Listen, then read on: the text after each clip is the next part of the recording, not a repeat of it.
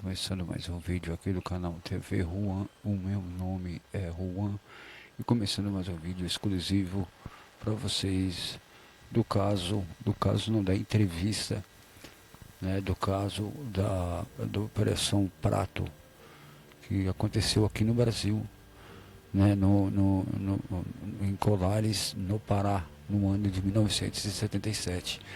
E a gente vai ver essa entrevista com o comandante Urangê Holanda, né, depois quando ele, da Operação Prado, né, a gente vai ver a entrevista dele, né, que depois quando ele se aposentou, ele deu essa entrevista.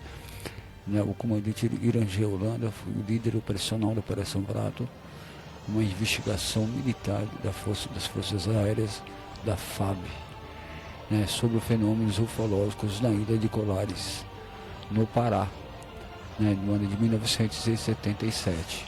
Na época ele era o capitão e junto com a sua equipe coletou relatos e registros de supostos fenômenos com câmeras e filmadoras.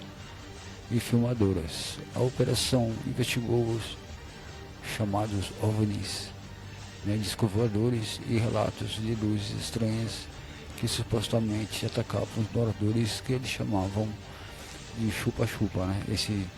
Tem até eles falam na linha direta, também tem um episódio que eles falam no YouTube, se vocês quiserem ver, tem esse episódio que fala da Operação Prado, né, e do que aconteceu lá, né? Então a gente vai ver essa entrevista com o comandante, ex-comandante da Aeronáutica, Urangê Holanda, né, líder operacional da Operação Prado. E a gente vai ver, e antes de começarmos, deixe seu like, se inscreva-se, ative o sininho, isso ajuda bastante aqui a gente ter um alcance maior, né, e vamos fazer bater essa meta dos 2 milhões de likes e de inscritos. Quanto mais gente se inscrever, quanto mais gente deixar o seu like, isso ajuda bastante a gente ter um crescimento maior aqui na plataforma do YouTube.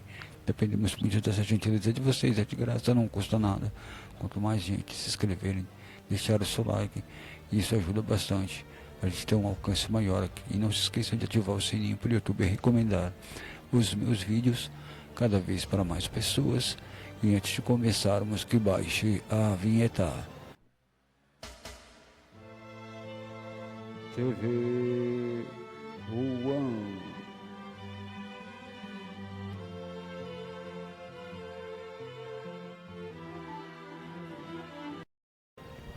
Então vamos lá, vamos ver e comentar. Vamos ver essa entrevista do coronel Urangê Holanda, da Operação Prado, que aconteceu em 1977 em Colares, do Pará. Então vamos ver, sem enrolação, vamos nessa.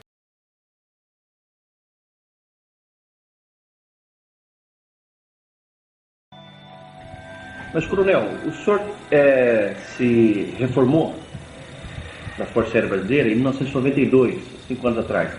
Não me passou pela cabeça de vir antes, conversar com os ufólogos e relatar isso? Eu sempre conversei muito com ufólogos, sempre conversei muito com o Banco Prete, sempre quando ele vinha ao Brasil entrava em contato comigo, com Irene Grande, com o Rafael Sempério Durá, com vários ufólogos, tá? Mas nunca eu, de modo próprio, se eu quero falar na televisão ou não, nunca me pediram que escrevesse, que fizesse um livro, que escrevesse alguma coisa. Nunca me interessou, nunca me motivou isso, né? Hoje eu já penso diferente, eu acho que já deve ser dito alguma coisa. Eu acho que esse assunto deve ser espalhado, deve ser explicado. Ah, é o que eu te disse, vou fazer 60 anos, daqui a pouco eu estou com 60, daqui a pouco eu chego a 70, se não, morreu o coronel e acabou. Perfeito. E por que o senhor procurou a revista UFO para dar essas declarações? O senhor confia que a revista vai fazer um trabalho de divulgação do que o senhor está falando, sem distorção? Veja bem, eu vou falar de Jevaé. Há muitos anos atrás, em 1917, nessa época, mais ou menos 77, 78, por aí, estive conversando com o Jevaé. 87, 88. Por aí. Estive conversando com o Jevaé e não pude autorizar que se publicasse nada. Conversamos, mas não, sem autorização para publicação nenhuma. Tá certo? Isso foi obedecido. Ok? Então, anos depois, a coisa tinha mudado. Eu já estava na reserva, eu já podia falar sem complicação, tá? Sem problemas imediatos para minha força e para mim mesmo.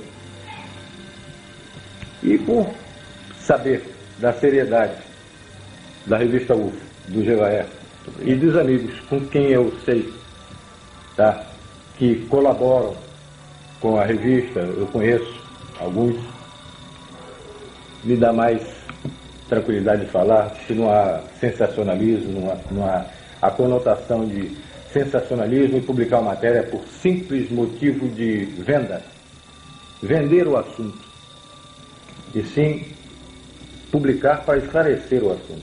Perfeitamente, muito obrigado. Não há interesse monetário nisso. Coronel, como é que tudo começou? Como é que foi o estupim inicial? Primeiro, assim, como foi o seu interesse pelo ufologia? Foi anterior à Operação Prato? Não, veja bem, em 1952, 53, eu tinha 12 anos, para 13 anos, e estava na janela da minha casa em Belém e apareceu um objeto muito grande, tá, uma luz muito grande sobre a cidade. Eu vi, e no dia seguinte, estava publicado no jornal, que tinha parado, inclusive, em cima de uma federação de escoteiros, Federação Educacional Infanto-Juvenil, em Belém, FEIJ, F-E-I-J. Tinha uma competição de natação e tinha parado em cima realmente, todo mundo viu. Aí eu disse, olha, garoto, eu vi uma coisa e no dia seguinte estava no jornal. E aquilo despertou seu interesse? Eu sempre acreditei em vida extraterrena, sempre acreditei na possibilidade de que eles tivessem a curiosidade de estar nos observando, nos investigando, uma forma, num planeta com vida, alguma coisa de uma inteligência fora e estivesse observando, mesmo que o contato não fosse franco. O senhor chegou a entrar na aeronáutica por causa desse seu interesse pela vida fora da Terra? Sempre tive uma paixão muito grande pela aviação e pela vida militar. E como aviador, da FAB, o senhor foi chefe do serviço de intendente do primeiro comando? Foi. Quais eram as suas atribuições dentro desse cargo? Ela dava o suporte, todo o suporte administrativo e financeiro para as ações do comando. E quanto à seção de operações de serviços de informação, conhecido como A2 Aeronáutica, da qual o senhor foi chefe também? Ah, sim, está muito ligada à segurança do Estado, certo? Muito ligada à segurança do Estado. Combate aos movimentos subversivos, ideias xenófobas que chegavam aqui, e aquela efervescência logo após a Revolução de 64, as ações de terroristas e grupos de Partido Comunista e essas outras coisas que a gente tinha que estar combatendo isso, era a segurança do Estado. Olha, consta do seu currículo também uma função bastante interessante. O senhor foi chefe do Serviço de Operações Especiais de Selva. O senhor deve ter um monte de experiências interessantes para contar a respeito disso. A Força Aérea, ela tinha uma ideia antiga de fazer um colar de fronteiras. Era a ideia de um brigadeiro que tinha muito conhecimento da Amazônia, uma pessoa inteligentíssima, o brigadeiro Camarão, João Camarão Teles Ribeiro. E ele tinha essa ideia da formação de um colar de fronteira, ou seja, de 200 e 200 quilômetros na orla da fronteira, um campo de pouso com uma missão religiosa, protestante ou católica, e um grupo de índios, uma assistência aos índios, uma pista de pouso, um grupo de religiosos para darem a assistência e a FAB dando suporte a tudo isso. Eu, como paraquedista, eu tinha também essa maior facilidade, maior adaptabilidade a esse tipo de missão. Teve muitas missões na muitas selva. missões na selva. Conheceu muitos índios. Muitas tribos, muitos índios, abriu muitos campos. Aculturados. Aculturados, não aculturados.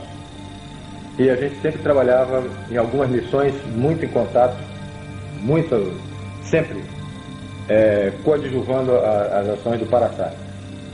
Tá? Meu Que grupo é o Paratar? é paraquedista de salvamento, Search and Rescue.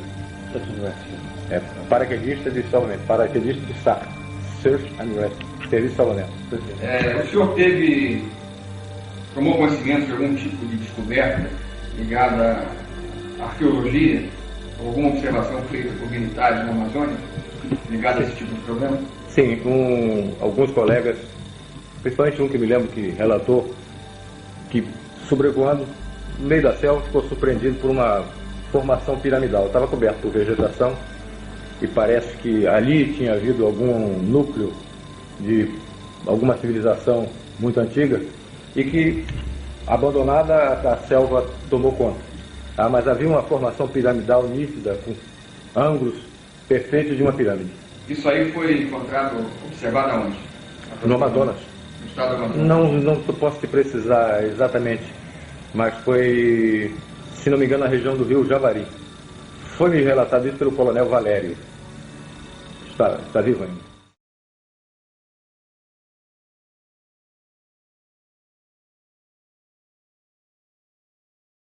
Coronel, bom, agora que a gente já sabe bastante sobre a sua atividade na Força Aérea Brasileira, eu queria agora entrar no assunto pesquisas ufológicas. A sua primeira participação na pesquisa ufológica oficial dentro da Força Aérea foi a Operação Prato ou já houve alguma coisa antes disso? Não, de minha parte não. Eu nunca... Minha atividade era exatamente segurança do Estado. Tá? As coisas que envolviam comprometimento da segurança nacional. Tá? Então a gente tinha ações contra, se diz Partido Comunista, essas formações de guerrilha, esses grupos que faziam assalto a banco e sequestro, essas coisas. Agora, a questão ufológica, o senhor já tinha conhecimento dos casos acontecendo pela Amazônia? Sim, claro. A gente ouvia falar sobre isso. Elas representavam de alguma maneira interesse ou preocupação por parte das Forças Armadas de que fossem uma ameaça externa também à soberania nacional? Não, como ameaça externa não. Era apenas encarado como um fenômeno que é até duvidoso. Alguns oficiais, a maioria deles, como uma coisa até duvidosa. E alguns até faziam muita gozação a respeito disso. Faziam muita brincadeira a respeito disso. Tá? A sorte dessa Operação Prato sair é que o comandante, na época, tinha interesse disso e acreditava nisso. Quem era o comandante? Protásio Lopes de Oliveira, brigadeiro comandante do 1º Comando. Está vivo ainda? Está, eu acho que está. Mora em Belém. E como é que surgiu a ideia da Operação Prato? Foi uma ideia sua? Foi uma ideia do comandante? Não. Foi uma coisa do governo? Eu não estava em Belém nessa época. Tá? 77. 77. Eu estava servindo em Belém, mas estava fazendo um curso em Brasília. Quando eu retornei do curso, me apresentei ao meu chefe da segunda sessão e ele me perguntou se eu acreditava em disco voador. Eu não sabia nem que estava ocorrendo essa operação. E esse chefe era o Coronel Camilo Ferraz de Barros. Ele perguntou se você acredita em disco voador? Eu acredito. Aí ele disse, então agora você está encarregado desse caso. Aí me deu a pasta com o início da operação para que eu tomasse conta do assunto e ficasse encarregado do caso. De onde veio a ideia da operação chamar-se Prato? De quem veio essa ideia? Essa ideia, eu dei esse nome porque o Brasil é o único no mundo, única nação no mundo que chama disco voador de disco voador. O francês chama de soucoupe volante. Soucoupe é pires. Soucoupe, pires voador. O português chama de prato voador. O espanhol chama de platilho volante. Tá? O inglês chama de flying saucer. É o pires. Eu sabia até como é que o russo chama também, mas não é disco voador. Não é. Tá? Então tudo é relativo a pires. Tá? Como a gente nomeia algumas operações, é uma espécie de código, e esse não podia ficar muito afastado da finalidade real da operação, não se poderia chamar operação disco voador. Também não queria chamar de pires voador. E ficou mais um primo parecido dele, o Prato. Agora, o senhor disse que o senhor recebeu uma pasta desse seu chefe, quer dizer que já havia então em andamento alguma investigação a respeito? Sim, quando eu cheguei os agentes já tinham sido enviados para investigar. Por quê? Porque essa coisa estava acontecendo muito na região de Colares. É uma ilha que pertence ao município da Vigia, é uma ilha no litoral, já no Água Salgada, no litoral do Pará. frente à Baía do Marajó. O prefeito de Colares, da Vigia, mandou um documento, um ofício, para o comandante do 1º Comar, porque essa coisa estava incomodando muito os pescadores. É uma vila de pescadores aquilo ali. E estava incomodando muitos pescadores. Eles não conseguiam mais exercer atividade, não conseguiam pescar. Porque eram sobrevoados, voavam em torno das embarcações. Às vezes alguns até mergulhavam do lado da embarcação. Tá? Então, passavam a noite, acendiam fogueiras e soltavam muitos fogos. Os fogos de São João. Para afugentar os insetos. Quando havia sobrevoo isso. Então a população apavorada, ele pediu, como era coisa do ar, ele se dirigiu ao comando do 1º Comar, pedindo providência. E o brigadeiro mandou que fosse investigar. Houve em algum momento participação de Brasília nisso? Quer dizer, houve a instrução de Brasília para que fosse averiguado? Brasília pediu cautela, caução, confidencialidade? Não participei, na época eu era capitão. Eu recebi a ordem. Eu não participei desse entrelaçamento. Tá? Era do brigadeiro para a sessão. Nós éramos na segunda sessão dele. Então, se houve, era entre ele e Brasília. Eu não tinha que cumprir a missão que ele me determinou. Voltando então ao fato, o senhor recebeu uma pasta com informações e passou a dirigir a Operação Prato. Como é que o senhor estruturou, em que divisões, e quantas pessoas, em quantas missões? Como é que o senhor, enfim, organizou a Operação Prato para conduzi-la? Bom, eu era o chefe, na época capitão, e tinha 5 agentes. Às vezes 5, às vezes 6, às vezes 4, mas eram basicamente 5 agentes, sargentos, que trabalhavam na segunda sessão. E a gente, no local, quer dizer, em campo, a gente dividia, às vezes, a equipe em 2, 3 equipes, para 2 ou 3 posições de observação. Claro que em contato com o walkie-talkie, comunicação rádio. Os objetivos eram observar um disco voador, fotografar, atirar no disco voador, enfim. E realmente tirar a prova, botar a claro isso, tá? Porque todo mundo falava. Aí apelidaram logo essas coisas que estavam acontecendo, apelidaram o chupa-chupa, tá? E ficou conhecido na época como chupa-chupa. Mas a Força Aérea precisava saber o que estava realmente acontecendo. O que era isso que estava acontecendo no espaço aéreo brasileiro? Porque nós temos a responsabilidade sobre o espaço aéreo brasileiro, a Marinha sobre a água territorial brasileira, o mar territorial brasileiro. E o Exército, a parte de segurança de terra, a nossa parte tinha que ser cumprida. E qual é a origem, vamos dizer assim, desse nome? O que motivou, vamos dizer assim, esse tipo de denominação por parte da população em relação ao fenômeno? Bom, havia uma série de relatos de pessoas que tinham sido atingidas por uma luz e que julgavam que ele estivesse sugando o sangue das pessoas, porque realmente, depois a gente foi verificar, tinham algumas, principalmente mulheres, no seio esquerdo, uma marca, como se fosse 2 furos de agulha, tá? E em torno, uma mancha castanha, como se fosse uma queimadura de iodo, tá? As pessoas diziam que tinham sido sugadas, o sangue tinha sido sugado, uma parcela pequena do sangue tinha sido retirada. Então passaram a apelidar de chupa-chupa por causa desse fato. Porque uma luz vinha e incidia sobre a pessoa, e normalmente nas mulheres do seio esquerdo, homens no braço, na perna.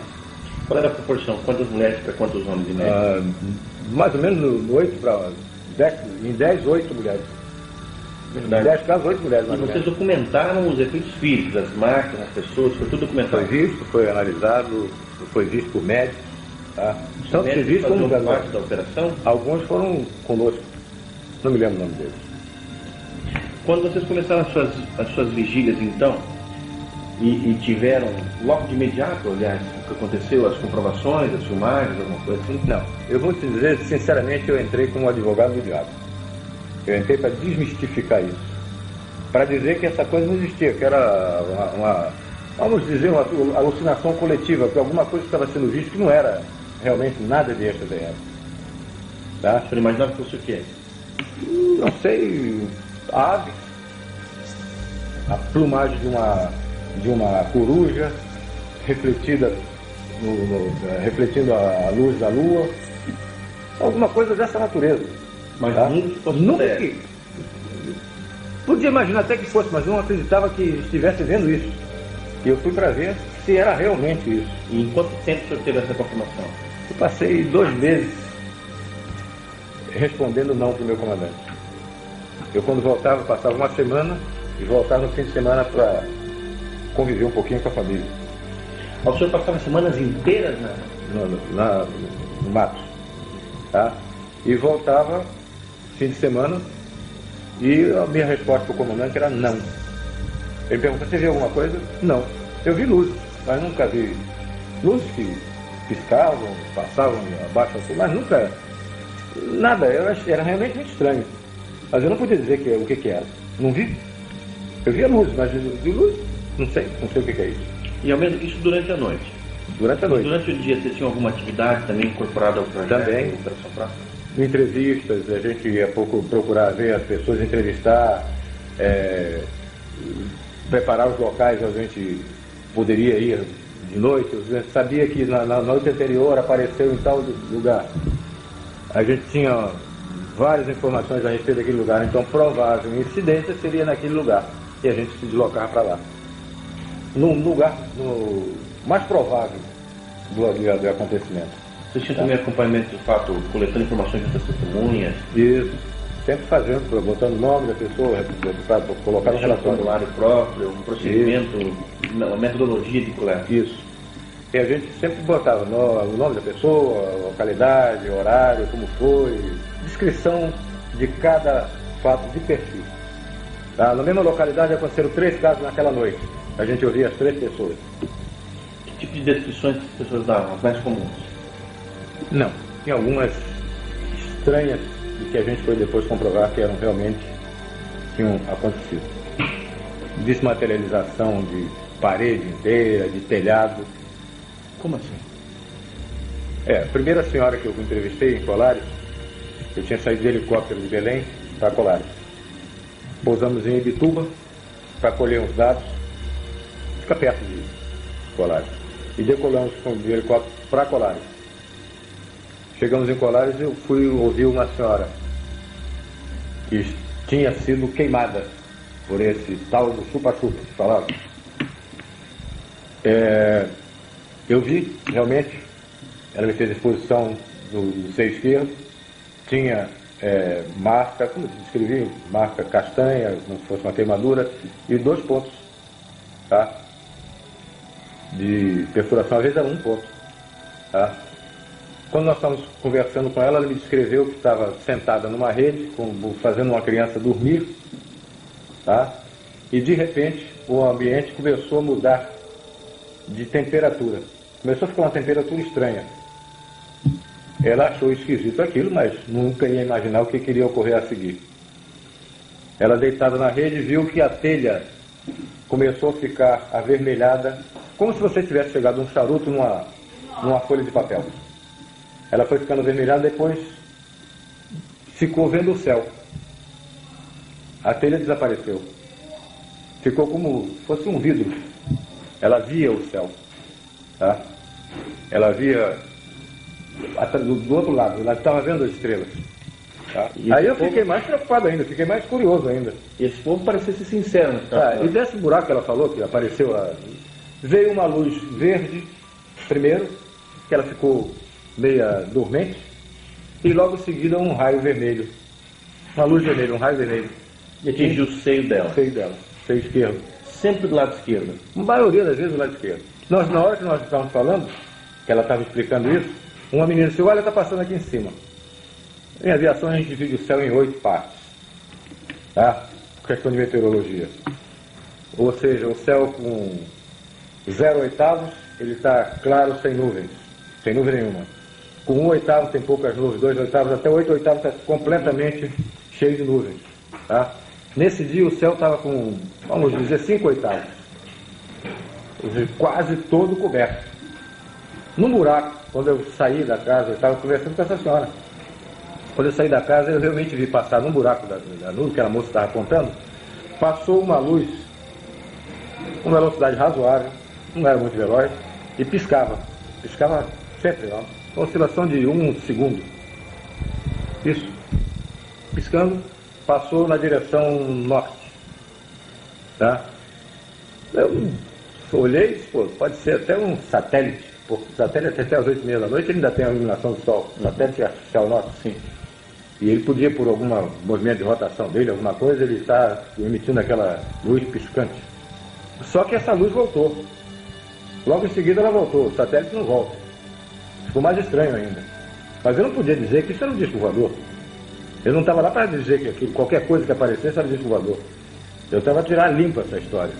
Essa era a minha missão. Na região, por parte da Força Aérea, existia algum tipo de equipamento de radar que pudesse confirmar ou ser utilizado para acompanhamento desses fenômenos? Não, só no aeroporto de Belém é radar fixo. Radar do aeroporto e radar fixo. O que significa radar fixo? O radar faz parte do serviço de controle de tráfego aéreo. Tá? Esses ataques, coronel, que estavam acontecendo às pessoas, que já estavam acontecendo com uma certa frequência, eles eram comunicados ao governo do estado, às autoridades estaduais ou nas autoridades municipais? Sim, claro. Tiveram médicos da Secretaria de Saúde, tá? Enviados pelo governo. Pelo governo, foram lá olhar, foram examinar as pessoas. E daí, eles confirmaram os fatos? Eles ouviam o lugar queimado e examinavam, tomavam depoimento do paciente, procuravam, mas não fazer mais nada, porque não tinha, isso não acarretava nada. As pessoas se recuperavam facilmente? Elas ficavam muito apavoradas, algumas diziam que tinham ficado enjoadas, ficavam dormentes por alguns dias. Um cidadão uma vez veio nos procurar, ele tinha, próximo da casa dele, tinha aparecido uma luz dessa, mais próximo, tá? E focou na direção dele, já não era mais essa luz vermelha, era uma luz com o foco do helicóptero, mas não era helicóptero, era realmente uma nave. Ele correu dentro de casa, apontou, pegou uma arma, uma espingarda e apontou para de onde vinha essa luz. Veio uma luz mais forte, ele caiu, ficou dormente, ficou uns 15 dias com problemas de locomoção. Tá? Mas não houve nada sério, ele não foi atingido por nada, assim que por um projetil ou qualquer coisa dessa natureza. Apenas uma luz que cortava energia e que deixou ele sem movimento. E as autoridades federais, o governo federal, estavam avisados, estavam informados que esse tipo de coisa absurda estava acontecendo na região? Acredito que sim, mas eu desconheço. Eu apenas recebi a ordem do meu comandante, não mais nada disso. E esses depoimentos que o senhor tinha dessas pessoas aconteceram logo no início da Operação Prato? Logo no início.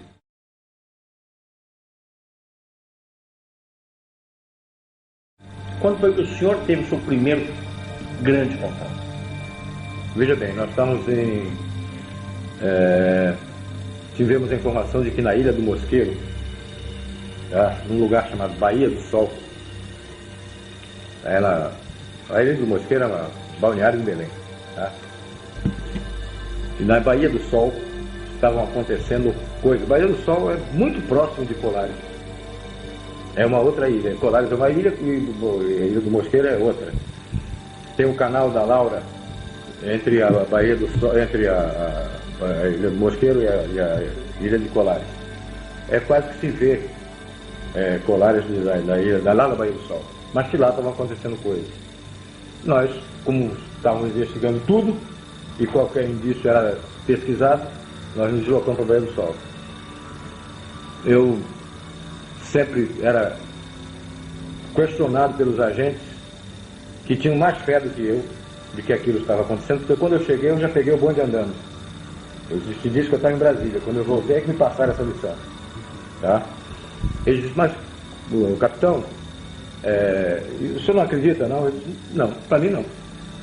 Para mim isso é alguma coisa que eu ainda preciso saber o que é. Dizer para você que é disco voador, eu nunca vi um disco, eu vi luz. Eu não vi disco. Então para mim isso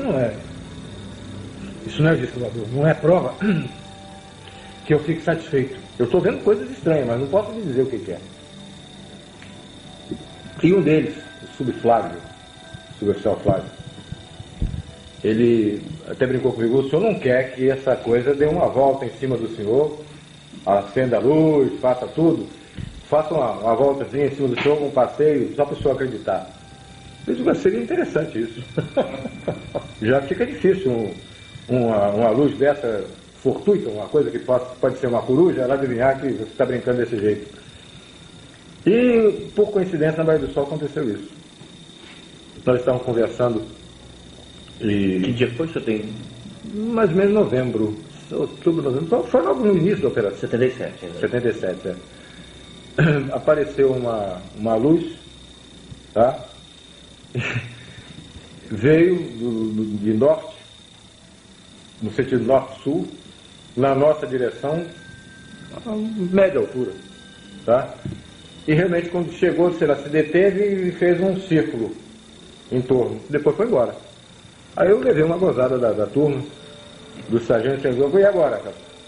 Eu disse, não sei, ainda não vi. Tá? A luz era de que jeito? Você, sabe essa solda de metal? Maçarico? Não, solda, essa solda elétrica. Quando era menino, os caras soldavam um brilho de bonde, fica aquele troço que a gente não consegue enxergar. Tá? Um brilho azul, forte. Era isso. Era um brilho dessa natureza, azul, muito azul. Mas dava para se ver, não se via a forma, se via a luz. Vocês fotografaram esse objeto? Fotografamos, levamos um baile de 2 meses. Não saía nada.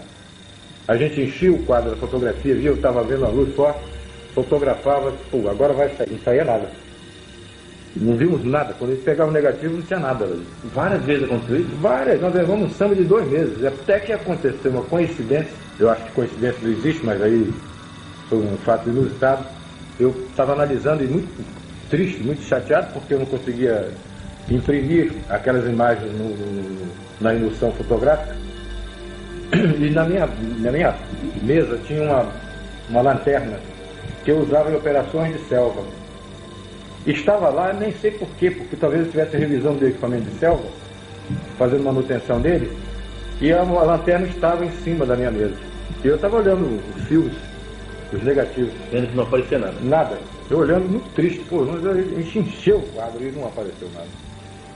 Eu observei que a lanterna, ela tinha lá, numa extremidade, ela tinha uma lanterna normal. Na outra extremidade, a outra ponta, ela tinha uma capa vermelha, que servia para sinalização em selva, tá? Uma sinalização vermelha. Como você bota um sinal no carro, né? Fica aquela luzinha vermelha.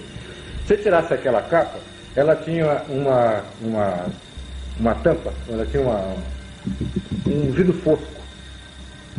Fosco. Eu olhei aquilo e me lembrei que os médicos examinam as radiografias no radioscópio, que é um quadro opaco, com luz por trás, e eles colocam a chapa radiográfica ali para examinarem, para ver o contraste de luz e sombra, né? E eu olhei e disse, pô, eu estou com um radioscópio aqui, eu nem sei se é esse o nome que chamam esses aparelhos médicos, mas eu peguei uma fita, um filme, e coloquei ali. E observei que tinha um ponto, tinha um objeto. Eu não estava procurando nenhuma marca, nenhum objeto. Eu estava procurando luz. Luz eu não via. E eu observei que tinha realmente um cilindrozinho. Em todo o filme tinha aquele cilindro. Então eu tinha conseguido imprimir a parte sólida daquele avistamento e não a luz. E não a luz, por uma questão de comprimento de onda, eu não sei porquê, a luz não me impressionava aquele filme. Mas a parte sólida, a sonda, que depois a gente veio concluir que seria uma sonda, era um cilindro, tá? Aquilo estava impresso ali. E não estava procurando cilindro, eu estava procurando luz. Eu ficava muito triste, que não via luz nenhuma. Tinha que ficar muito claro aquele filme, né?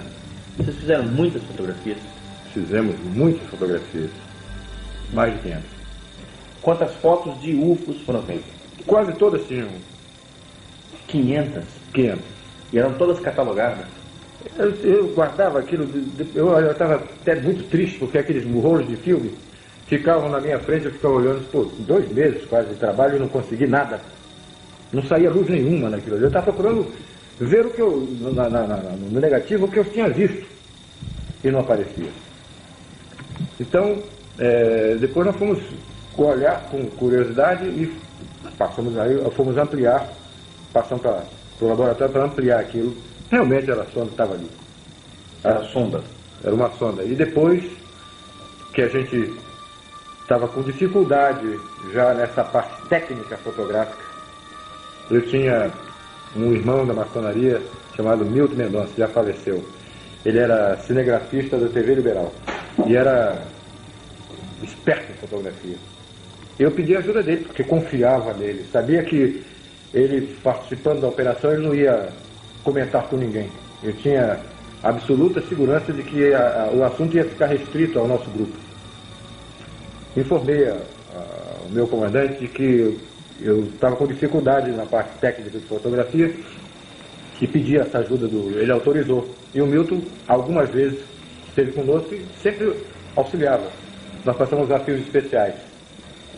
Fios infravermelho, ultravioleta, não sei se o nome certo é esse, tá? Mas passamos a usar fios especiais. Pedimos a Brasília e eles mandaram esse filme para nós. E o resultado passou a ser Bem melhor. objetos grandes. Já passamos a ver alguma coisa, filme, a luz e outras formas que a gente nem imaginava que pudéssemos impressionar a emoção com essas formas.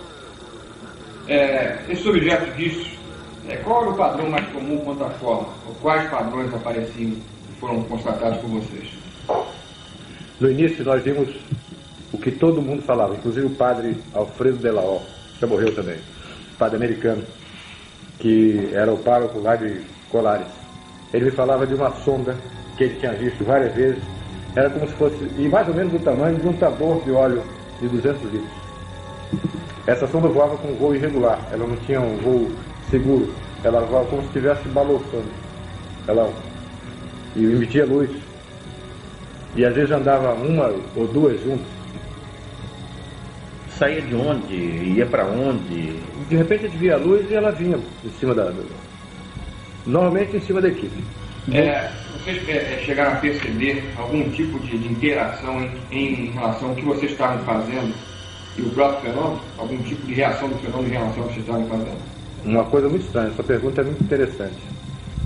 Eles nos parecia que eles tinham absoluta certeza onde nós estávamos. Eles não procuravam. Eles estavam em cima da gente. Depois de algum tempo que nós estivemos lá, vamos dizer, depois de um mês, as coisas eram em cima da equipe. Eles já estavam em cima da gente, eles sabiam o que a gente estava fazendo. Você podia se deslocar, você estava aqui e ia para outro lugar. É lá que eles iam. Como se eles tivessem conhecimento da nossa movimentação, sabiam com segurança onde nós estávamos. E o que estavam fazendo? E o que estavam fazendo. Por exemplo, esse caso que eu te falei da Baía do Sol. Nessa época, o pessoal já está terminando a aula e aí fica muita gente na praia, né? À noite, o pessoal, a rapaziada, a juventude namorando e, vamos dizer, tem umas 100 mil pessoas ali na orla, no fim de semana. Pô, eles não apareceram em cima da gente, lá na Baía do Sol. Essa curva que fez em cima foi num lugar tudo escuro, não tinha mais ninguém, só estava a nossa equipe lá. A coisa veio e fez a curva em cima da gente. E os caras bigodados, e agora? Agora Esse foi o primeiro grande acontecimento envolvendo o senhor? Foi o primeiro evento, não digo grande, mas significativo. E daí, o que vocês fizeram? Voltaram correndo para a base, para contar? Não, nós passamos a noite lá, só saímos de manhã. No dia seguinte? Eu conversei com o meu comandante e disse, olha, a primeira coisa, que toda vez que ele me perguntava, ele dizia não vi nada, vi luz. Mas eu relatei a ele que tinha acontecido uma coisa estranha. Teve alguma reação no seu organismo, algum problema resultante dessa observação? Nesse momento exato, não. O que a gente notou é que todos nós perdemos com o tempo, nós notamos que perdemos a acuidade visual. O óculos de um servia para o outro. Eu enxergava muito bem. Nessa época eu tinha 77, eu tinha 37 anos. Logo em seguida nós começamos a precisar de óculos, todos da equipe. Mas isso veio em razão de outras exposições que nós tivemos mais para frente. Coronel, e em seguida a um evento desse, que foi se repetindo várias vezes, pelo que eu sei, vocês faziam um relatório completo, vocês tinham que se submeter a algum tipo de exame, enfim, qual era o encaminhamento que era dado a esse relatório? Era feito um relatório do acontecimento, um relato do acontecimento, uma hora, local, se possível coordenada geográfica, tudo certo, tá? Mapeamento da região, mas exame pessoal em nós, não. Nós sempre fomos pessoas de confiança do comando. Não, não está dando Exame, eu digo exame físico. Não. Para ver se tinha algum problema, sempre. Não. E o comandante, quando recebeu a notícia de que alguma coisa finalmente havia acontecido, que lhe havia convencido, como ele reagiu? Ficou mais satisfeito, mais alegre. Me pareceu, a reação dele foi de muito agrado. O senhor comentou esse fato com alguém fora da base, fora da Operação Prato, seus familiares, amigos em Belém? Minha mulher sabia das coisas que eu estava fazendo. Eu conversava com ela. Conversei com meu irmão, mas fora disso não. E pedia sempre reserva. Eles me perguntavam por que eu, quando telefonava para casa, não está na operação aí da... Eles sabiam, eu sou que era conhecido. Minha família é muito conhecida ali do Mosqueiro. O teu irmão estava lá no Mosqueiro, eu vi. Ele estava lá vendo o negócio do chupa-chupa, ele me perguntou, ele falou, não, eu não estava vendo não. Eu vi. Eu estava lá em missão. Esses fatos foram se repetindo? Novas observações grandes? O que mais o senhor se lembra para nos contar? Bom, como a Baía do Sol tinha sido um local muito favorável, nós passamos a frequentar a Baía do Sol com muito mais frequência, muito mais assiduidade. Nós tínhamos amigos no Serviço Nacional de Informações, SNI. Tá? O SNI não tem nada a ver com isso. Ele nos preocupa, isso é assunto da Força Aérea. Mas os caras que estavam no SNI, que eram nossos conhecidos, tinham a curiosidade de ver. Saía muito isso no jornal. Todo mundo em Belém comentava. Eu vou no comentário de manhã à noite. De que havia uma operação da FARC? Não, de que havia esse avistamento. Tá? E eles sabiam que nós estávamos E a observando. população não sabia que havia operação na FARC? Sabia. Sabia, sim. A Operação Prato? Não sabia do nome, sabia que a aeronáutica estava olhando. Sabia que tinha. Sabia que o cara era sargento, que eu era capitão, sabia. Tá? Mas não sabia não sabia do resultado, o que a gente estava fazendo. Sabia que a gente estava olhando. E eles pediram para ir numa operação dessa conosco. Como era perto de Belém, vocês podiam ver também. Eu disse, por mim não tem problema nenhum não. Mas peça ao seu chefe lá. O chefe do Serviço Nacional de Informações, na época, era da Aeronáutica também. E foi meu instrutor de voo, que era o Coronel Filemon. O Filemon autorizou que eles fossem, mas não era operação do SNI. Era mera curiosidade, como qualquer outro cidadão podia ter. Eles queriam ver aquilo. E queriam ver com a equipe que eles conheciam, que estava fazendo um trabalho sério. E estava nos locais que já por experiência eram os mais prováveis. Então não teriam nenhuma possibilidade de perder assim muito tempo. Eles foram, marquei, foi interessante isso que meus filhos tinham pedido para comprar uma árvore de Natal pequena. Eu tinha uma árvore montada grande em casa, mas eles queriam para eles uma pequenininha, coisa de criança. E eu fui buscar eu tinha que buscar essa árvore de Natal num supermercado grande que tem lá, não me esqueço o nome. Pão de Açúcar, uma coisa assim. Jumbo. Mercado Jumbo, mas era da rede Pão de Açúcar. Não estou fazendo comercial do Pão de Açúcar, não. Então eu disse para a minha equipe que o Milton Mendonça estava nesse dia, esse cinegrafista do TV Liberal, que estava por mera contribuição, ele não era obrigado a isso, ele apenas nos ajudava. Aí autorizado, era do conhecimento do comando. E nós chegamos lá às 6 horas da tarde, montamos o equipamento fotográfico, montamos tudo, tá? E ficamos num lugar escuro, reservado, ficamos observando, ver o que viria. E eu disse, olha, mas hoje eu vou voltar mais cedo. Tem que estar em Belém às 8 horas, porque eu vou pegar minhas crianças e vou ao supermercado fazer a tal da compra da arvorezinha de Natal. Às 6h30, mais ou menos, passou muito alto. Passaram 3 pontos luminosos alinhados. Muito alto. E a grande velocidade. A velocidade, eu sou da Força Aérea, conheço avião, é maior do que a velocidade de um avião de linha. Estavam voando muito alto no sentido oeste-leste. Ou seja, da Cordilheira dos Andes para o Atlântico. Muito alto. Passaram os 3, uma velocidade muito grande. E, 7 horas da noite, mais ou menos, da região do norte para o sul, ou seja, da Califórnia, Triângulo das Bermudas, para Brasília, nesse sentido, mais ou menos. Passaram 2 objetos, 2 luzes, piscando, alinhadas também, uma atrás da outra. Passaram no sentido norte-sul. Esperamos mais um pouco, começamos a desmontar, e o pessoal do FMI não chegava. Esses amigos não chegavam. Eu não podia esperar. Então nós começamos a desmontar o equipamento, guardar nas caixas e colocar no carro. Quando eles chegaram e perguntaram, pô, eu até brinquei com eles, pô, foi que houve? Marquei 6 horas, vocês chegaram 7 e pouco. Aí disseram, tinha um problema na saída e tal, coisas de trânsito. E eu disse, pô, aí ele fez uma pergunta idiota, um deles me fez uma pergunta idiota. Ele disse, olha, passou agora, se vocês estivessem aqui comigo, 6h30 passaram 3 luzes muito altas, mas vocês teriam visto.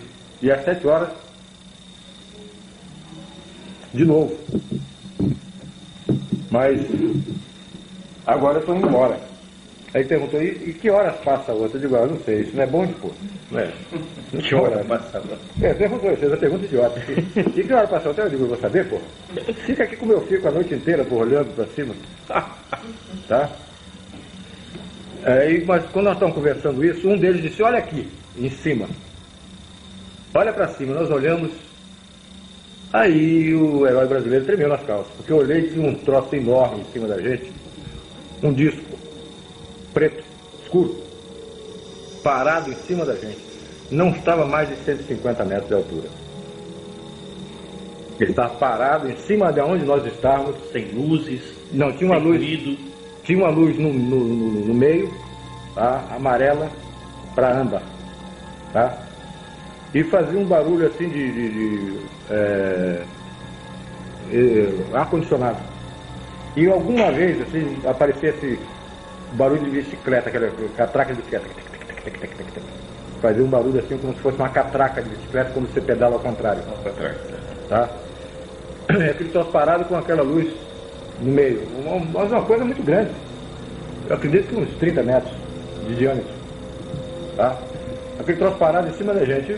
Nós ficamos olhando e ele começou, logo em seguida começou a emitir uma luz amarela muito forte. Clareava o chão. Muito forte. Ele repetiu isso a intervalo curto, umas 5 vezes. Qual foi a reação do pessoal da CNI? Não, de todo mundo, não foi só da CNI, não. Olha, foi tão inusitado, eu nunca tinha visto isso, já estava quase 2 vezes nessa história, e nunca tinha aparecido dessa forma para a gente. Tá? Que, olha, não deu ideia de abrir o carro, montar a máquina, que não dava tempo. A máquina estava desmontada e guardada nas caixas no carro. Nós ficamos olhando, assustados. Essa coisa iluminava aquele luz amarela forte, apagava, iluminava de novo, fez isso 5 vezes. Latejando. Isso. No intervalo de uns assim, 2 segundos, quando apagava, 2 segundos depois, ou 3 segundos, começava de novo. Ele estava dando uma demonstração para vocês. Era uma luz progressiva. Ele não fazia pum, clareava, como um flash. Ela ia crescendo. Depois voltava do mesmo jeito. Era sentindo que alguma coisa que tinha a ver com vocês ali. Isso, em cima da gente. Ele está parado em cima da gente. No lugar nós estávamos escuros, ninguém sabia que ele estava lá. Só nós eles, né? Agora eu sei que só nós eles. Houve alguma outra ocasião em que outras equipes de outros órgãos do governo? Não. O que eu sei é que houve um vazamento dessa operação, dessa incidência de avistamento. Eu acredito que o foco disso foi no Aeroclube. Tá? E Aeroclube de Belém. E uma equipe um jornal da época, não sei se esse jornal existe, eu acho que ele foi comprado, era o jornal, parece que era o Estado do Pará. A equipe do Estado do Pará foi para o lugar onde a gente ia, eles foram mamar na teta, né? Eles já sabiam onde é que a gente estava, eles foram por ali. Nesse dia nós não estávamos lá, nós estávamos em outro lugar. Eles foram ver essa coisa e não se deram muito bem, não. Tá? Viram alguma coisa? Viram uma coisa que eles nunca mais voltaram para ver. Eles juraram que nunca mais fariam uma missão dessa. O que aconteceu? Eles viram a luz se aproximando, essa luz veio muito baixa, entrou para esse canal que eu falei para você, que fica entre a ilha do Mosqueiro e a ilha de Colares, o canal da Laura, chama de Boca da Laura. Ele entrou para esse, né, lá no rumo desse canal, eles pegaram o carro e foram para lá. Essa luz se dirigiu para eles, na direção deles, focou em cima deles, eles estavam no carro, o teto do carro ficou translúcido. Transparente também, igual no carro da... Igual, como se fosse um vidro. Tá? Eles estavam vendo o céu, ele fez evoluções em cima, passou, parou de volta, e focava em cima dos caras com uma luz muito forte. Eles fotografaram isso. Mas não foi publicado? Foi publicado, sim. Foi publicado? Foi publicado. Em uma página inteira do jornal, ou duas. Com uma nitidez incrível. E depois do susto que eles tomaram, alguns parece que até tiveram acesso de vômito, alguns se descontrolaram emocionalmente, pegaram o carro e sumiram, foram embora. No dia seguinte, ou 2 dias depois, esse troço estava publicado no jornal. Uma reportagem vasta. Quem pode dar informação dessa reportagem é o Pinon. É fácil encontrar no Aeroclube de Belém. Era piloto, comandante Pinon. Muito ligado a uma pessoa que está bem ligada a nós. Que é um, Daniel Revista? Um empresário, um empresário paulista, que mora lá, que é o José Luiz Leão Martins. Eu acho que ele não é contemporâneo do Serguete de um tempo para cá. Enfim, em algum momento da Operação Prato, vocês estavam toda hora mandando relatórios do que acontecia lá para a chefia, né? Mas em algum momento vocês perguntaram se haveria possibilidade de informar a população sobre isso? Não foi feita essa pergunta porque a gente sabia que não era possível. Não seria cabível essa pergunta ao comando, porque isso era assunto de coletar dados e entregar ao comandante. Isso era tratado com confidencialidade. Isso. Nós tínhamos que coletar dados, documentar, fotografar, que o máximo possível e entregar, informar ao comandante. Daí para frente o destino era dele. Ele que daria. O senhor tem ideia do que era feito nesse caso? Claro, o tratamento era feito por nós, ele era preparado, era classificado. Depois que o senhor tem ideia que ele fazia com o material que informado ao comandante e depois era arquivado. Dentro do comando. Primeiro comando. Isso aí é para Brasília? Depois foi. Foi informado Brasília na época, sim. Qual é a reação? Não acreditava, não. Não acreditava? Até brincavam, alguns companheiros. Vocês tinham conhecimento que a Força Aérea Brasileira já tinha instituído um sistema de pesquisa ufológica há quase 10 anos antes, em 1969, chamado Sistema de Investigação de Objetos Aéreos. Nessa época eu era tenente na base aérea de Belém. Foram distribuídos vários folhozinhos, vários livretos com Silani, Oani, tem um nome até, Silani, uma coisa, pedindo que fosse alguns oficiais que se interessassem, que dessem informações a respeito, fizessem relatórios ou dessem depoimento a respeito. Eles logo depois isso morreu. Foi em 1968, isso, se não me engano. Por aí. E em algum momento houve a participação de militares norte-americanos pedindo informação, ou querendo trocar informação, ou vindo ao Brasil para acompanhar o trabalho de vocês? Que eu saiba, não. Ou o trabalho de qualquer outra equipe? Não, que eu saiba, não. Se isso ocorreu, foi em alta esfera e eu era capitão, não me metia, né?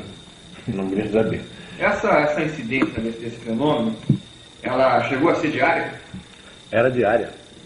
Muito ativa. Vocês detectaram vários tipos de objetos, então sondas, naves. Depois a gente chegou a verificar que em pelo menos 9 formas a gente conseguiu determinar, classificar como formas de naves. Alguns eram sondas, alguma fotografia parecia uma nave maior e dela saindo naves menores. Depois dessas naves menores voltando para essa nave maior. Tudo isso como se fosse uma nave mãe recebendo ou naves ou sondas menores. Isso foi documentado fotograficamente? Foi. E filmado também. Quais eram os equipamentos que eles utilizavam para registrar todo esse material? Máquina fotográfica, não posso dizer, ó, de conta, sei lá, mas eram máquinas fotográficas, Profissionais? teleobjetivas, de 300, de 1000. Essa de 1000 era um terror para trabalhar com ela, porque ela tira de foco rapidamente. Qualquer bobeada, qualquer movimento, ela já saiu de foco. Era um terror, era um trambolho enorme, uma bicha desse tamanho, enorme, que a gente não conseguia operar muito com ela, não. Até para focalizar era muito difícil. E filmadoras? Filmadoras. Algum outro tipo de instrumento além desse? Gravador. Para gravar as reações de vocês? Possibilidade de algum ruído, alguma coisa. Vocês tinham a expectativa de que essas naves entrassem em contato com vocês? Esse era um dos objetivos do projeto da Operação Prato? Olha, a gente estava exposto a tudo. Para te falar a verdade, eu não estou fazendo mistério nem sensacionalismo disso aí, porque não me interessa nenhuma coisa dessa natureza. Podia acontecer qualquer coisa. Mas a gente estava em uma operação militar, era obrigação militar. Se ocorresse, ocorreu em serviço. Vocês estavam portando arma? Não. Nenhum momento? Nenhum momento. Eu nunca pensou em levar uma arma? Não. Por via das dúvidas? Nenhum momento. Nunca andamos armados, não interessava, não esperávamos que houvesse necessidade, portanto não tinha, nunca foi nem pensado na montagem da operação, na parte logística da operação, alimentação, transporte, não sei o que, armamento. O armamento estava fora, nunca foi pensado em arma disso aí. Houve alguma expectativa em algum momento dentro da operação de que esse fenômeno pudesse ser perigoso em termos de objetivos? Uma vez sim. Uma vez foi muito forte o aparecimento, e você tem que detalhar como foi, mas realmente essa coisa aconteceu e eu tive muito medo de que houvesse uma abdução. Como é que foi isso? Só para te fazer um parênteses, não te interrompendo e já tendo interrompido, eu depois fui conversando com Rafael Semperi Durá. O Rafael me deu um tremendo esporro. Me chamou de maluco, de irresponsável, tá? E disse: você está proibido, você tem comandante, mas eu que sou seu amigo estou lhe proibindo de fazer uma coisa dessa. Nós estamos numa embarcação, ancorada na margem do rio, e a coisa parou na frente da gente a 70 metros. Como é que era essa coisa? Bom, para te responder essa pergunta, eu tenho que dizer por que nós estávamos lá. Vamos ouvir então a história completa.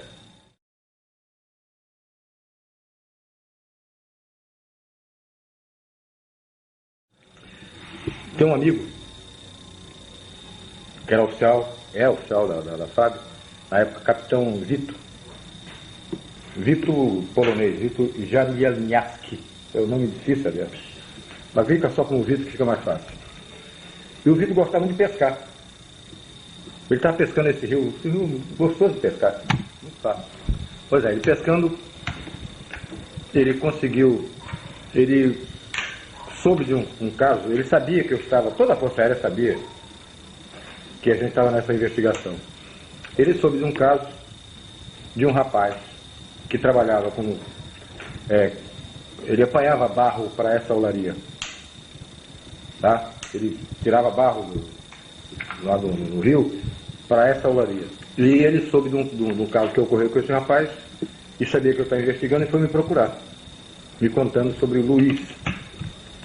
Essa olaria era a olaria Koiffer, de Paulo Koiffer, dono do Foto Koiffer lá em Belém.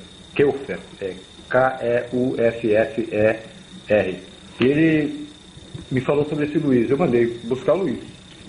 Mandei um agente lá com um carro apanhar o Luiz, que eu queria conversar com ele. Ele me contou um fato incrível.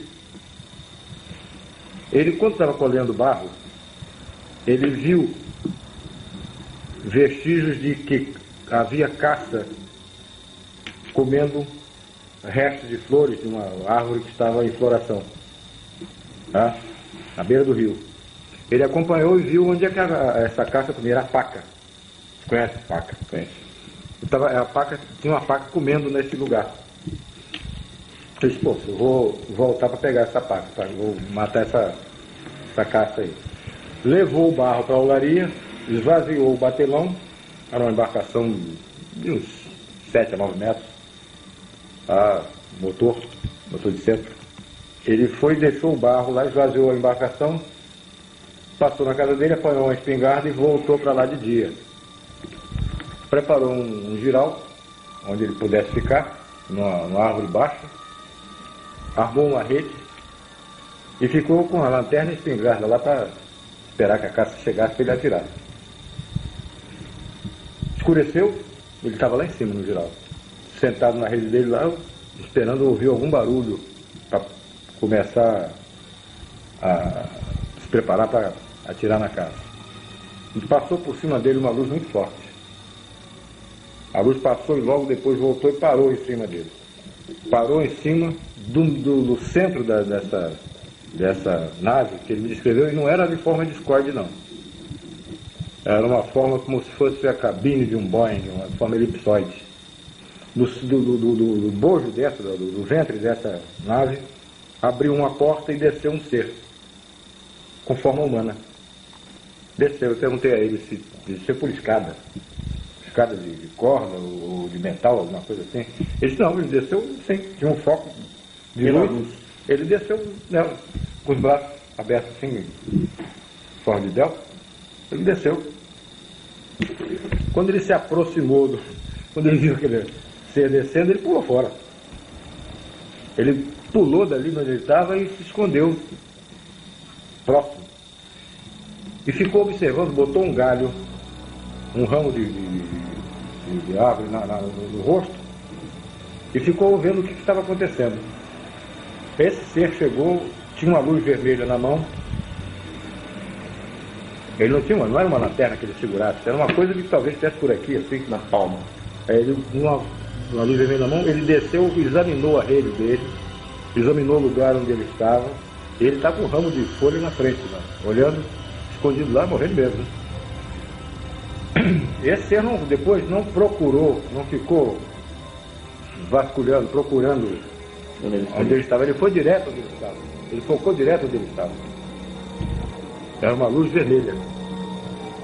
Quando ele viu que tinha sido localizado, ele correu por dentro da vegetação. O rio ali sofre muita influência, sofre total influência da maré. Ele baixa e sobe de acordo com a maré. Vira uma lama para isso. Ele saiu por ali, para aquela margem, tropeçando em tronco, em raízes, e com dificuldade de caminhar. Esse ser voltou para a nave, e a nave passou a entrar na calha do rio. E perseguia ele a baixa velocidade, porque ele estava dentro do rio. A altura das árvores. Algumas vezes até abaixo da copa das árvores, no cavado do rio. E acompanhando, mas bem devagar, e ele estava com dificuldade de andar. Como ele pretendia caçar e voltar, ele não entrou com o barco, porque senão o barco seria encalhado com a baixa da maré. O barco ficou num lugar onde tinha flutuabilidade. E nesse barco tinha um garoto de 9 anos de idade, na época, e um amigo dele que ficou tomando conta do barco. E ficaram pescando siri. Tem muito siri nesse rio. Eles ficaram pegando siri. E o cara estava ouvindo com o radinho o jogo do Campeonato Brasileiro, esse jogo de futebol que passa a noite. Aí estava ouvindo. E ele veio andando, veio correndo e gritando. E gritava para chamar a atenção dos amigos, que ele queria entrar no barco e ir embora. E essa coisa atrás dele, acompanhando. Ele, quando chegou perto começou a gritar desesperado, até que o garoto chamou a atenção do companheiro dele. E o cara largou o futebol e olhou, ele apontou, olha ali, o cara viu. Todos eles viram e pularam para dentro d'água. Em vez de ajudar o Luiz, eles pularam dentro d'água, abandonaram o barco. E o Luiz, como não tinha nem barco, não tinha mais companheiro no barco, ele se escondeu. Aí ficaram os dois dentro d'água e o Luiz escondido no mato, que margeava o rio. Essa nave parou em cima do batelão. O ser desceu com a mesma luz vermelha, examinou todo o barco, procurou em todos os lugares, olhou, examinou o barco, e eles estão vendo isso. Aí ele subiu, foi para lá, fechou e a nave disparou e foi embora. Eu conversei com ele e disse: eu vou lá amanhã. Amanhã eu quero estar nesse lugar. Nesse mesmo lugar onde você esteve eu vou. E nós fomos para lá.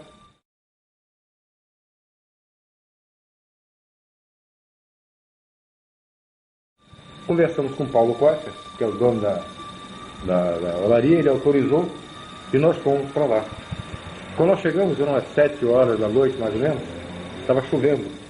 Uma chuva, não era temporal, era uma chuva.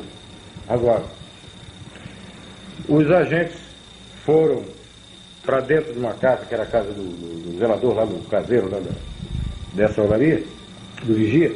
Foram lá tomar café, uma bolachinha, uns troços lá qualquer.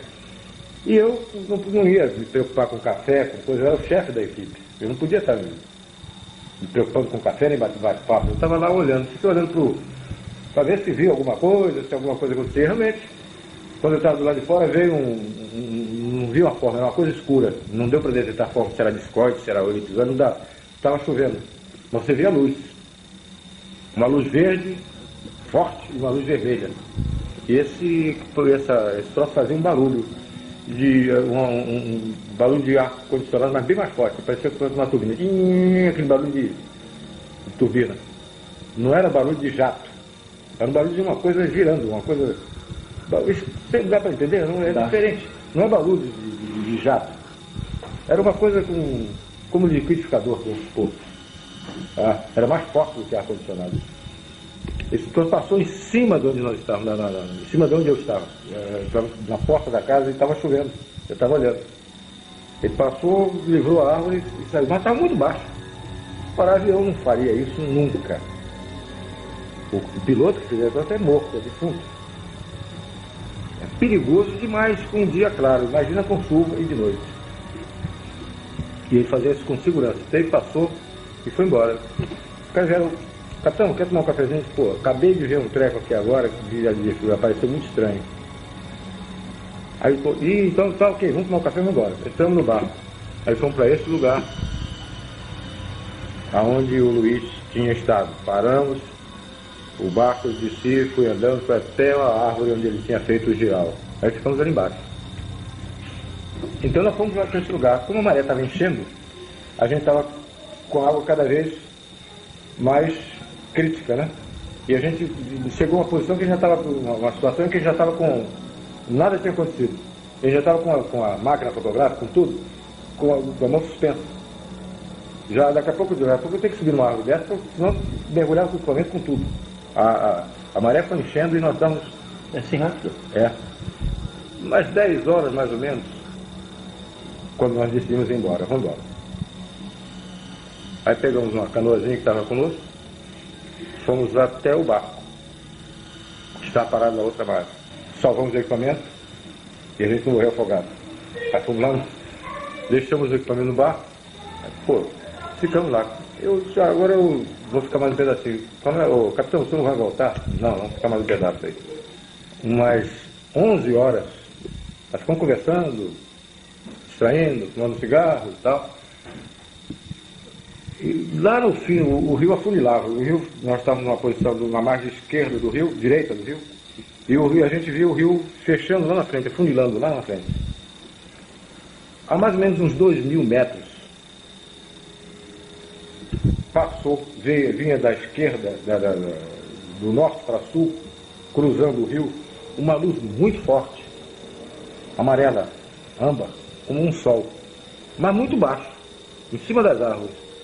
E cruzou o rio na mesma posição, mais ou menos, onde fica a casa do vigia, onde eu tinha visto a primeira coisa. Passou da região de vigia? Do vigia da olaria. Do vigia da olaria. Tá? Dessa olaria do Costa. Aí passou muito baixo. Iluminava o rio. Aí foi filmado isso.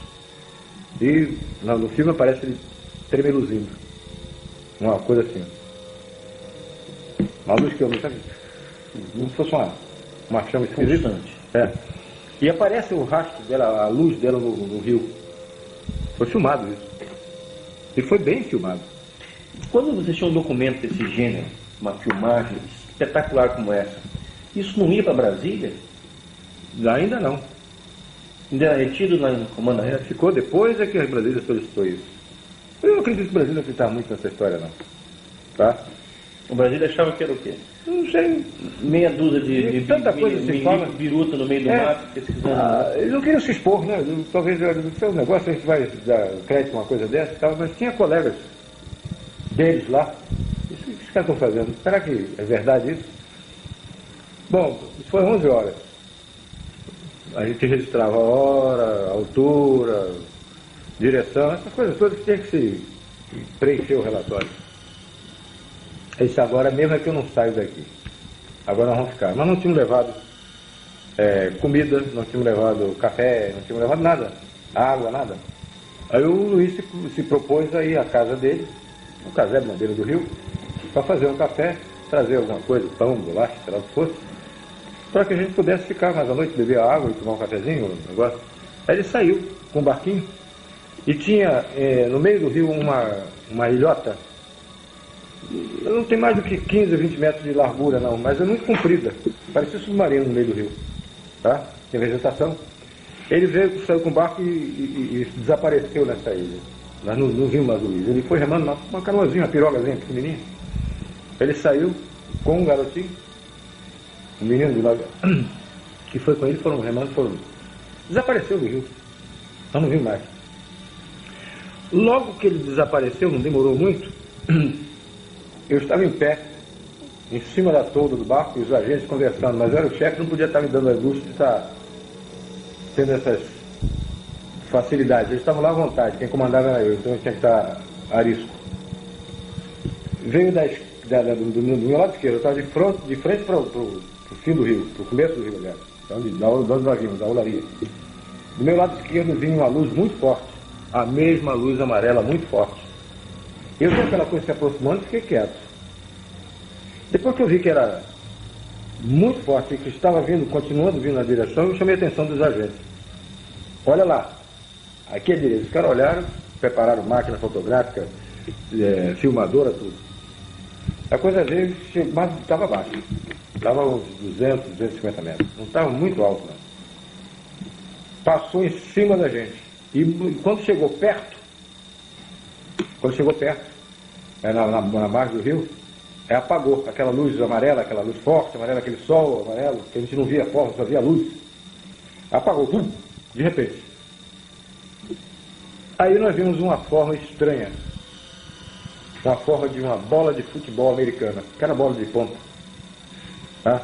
Aquela bola de futebol americana, muito grande, e como se fosse esse abajur, translúcida, tá? Só que tinha janelinhas no meio, toda a extensão dela tinha janelinhas. Eu não vi ninguém atrás daquela janela, mas que tinha janela, tinha, tá? E era uma coisa muito grande, mais ou menos uns 100 metros, bem grande, uma bola de futebol americana grande passando em cima da gente, a baixa altura, e fazia um ruído estranho, fazia um ruído de esse ar-condicionado. Quando ele passando devagar em cima da gente, de propósito, devagar, bem devagar, a máquina filmadora estava acionada. E o mecanismo dela faz um ruído. Eu pedi que o agente que estava mexendo, estava filmando, que ele parasse de filmar. Porque eu queria tirar dúvidas. Eu não queria confusão desse ruído da máquina com o ruído que eu estava ouvindo. Aí ele bati no japonês, eu falei que o cara era japonês, bati no japonês e ele parou. Um é Flávio. O outro é japonês. Ele parou de... Você está ouvindo? Ele estou. Era esse barulho da catraca. Tinha um barulhozinho desse esquisito lá no meio. Tá? No meio desse barulho, esse oscilante. Tá?